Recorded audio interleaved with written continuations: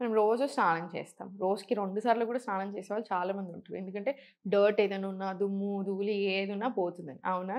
కానీ మైండ్ నుంచి చెత్త రిలీజ్ చేయడానికి ఏం చేస్తున్నాం మనము? ఒక్క గంట యోగా ప్రాక్టీస్ చేసుకోమంటే చాలామంది అసలు ఎక్సర్‌సైజ్ ఎనీథింగ్ అదర్ దాన్ ఏదైనా సరే యోగా కానియండి, ఎక్సర్‌సైజ్ చేసుకోమని చెప్తే అసలు టైం లేదని అంటారు. టైం లేదని ఎందుకు అంటున్నారు? మీకోసం మీరు ఒక గంట కేటాయించలేకపోతే ఎలా? అండ్ మీరు గమనించండి, మీరు ఎక్సర్‌సైజ్ స్టార్ట్ చేశాక, మీరు ఆసన ఎస్పెషల్లీ యోగా ప్రాక్టీస్ స్టార్ట్ చేశాక, మీకు చాలా భయం తగ్గిపోతుంది.